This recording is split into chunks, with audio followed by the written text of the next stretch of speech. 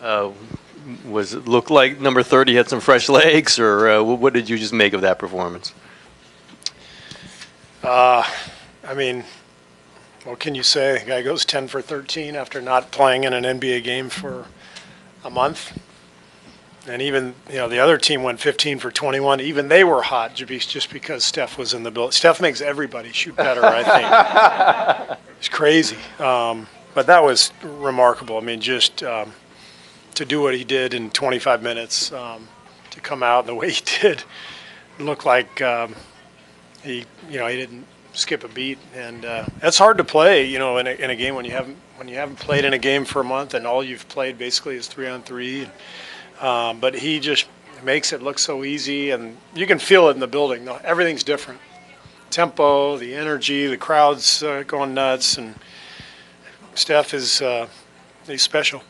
Steve, there was a moment in the third quarter timeout, I believe it was, when he was standing right in there with you coaches. Yeah. What was the exchange like there? I'm guessing he wanted to keep playing. Yeah, he wanted to keep playing, and he was hot, and I was fighting my instinct. My instinct was to get him out. We talked about playing him in 6 or 7 minute bursts, but I called the training staff over and I said, he's pleading his case. Are we okay to leave him out there? And they said, yeah, give him another couple minutes. And I was hoping we wouldn't have to put him back in the game, but we did because Memphis played well and stayed with us, and so we gave him those last few minutes in the fourth. But he definitely talked me into leaving him out there for a few minutes. Hey, Steve, I know you said the other day that nothing shocks you about Steph, but I mean, coming into this, what were your expectations of what he might I do? told you he might make 10 in a row. I don't know if he did. 13 for 17, so he was close, but. Yeah, I mean, most guys you would say, when they come back, maybe they'll struggle a little bit to find their rhythm. But you don't say that about Steph, because all it takes is one, and he can be feeling it. Steph played 8 minutes in that first quarter run. Was that the extent of what you want? Was a little more than you were looking to go? And how did you think his wind was? Slightly more, but it wasn't like there was anything with his ankle that was keeping him from playing longer. It was just his wind. I was most concerned about him getting a little bit tired and then maybe compensating and something else, pulls a muscle or something. So I just, it wasn't a hard minute number that we were looking at. It was more, tell us how you feel. We'll see how you look. So we went a little bit beyond what we expected to, but there wasn't any risk involved because he's healthy. Hey, Steve, obviously there's a lot of time between now and Wednesday's game in Dallas, so what are you and the training staff kind of monitoring to determine whether Steph can increase his minutes for next go-around? I guess just his pain and swelling, and we'll see if there's any of that tomorrow, and just basic stuff, but I think it's good for him to have the rest, and he'll probably be a little sore tomorrow.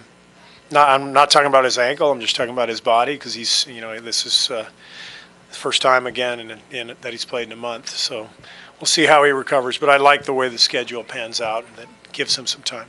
You talked a little bit about what Steph brings to this team.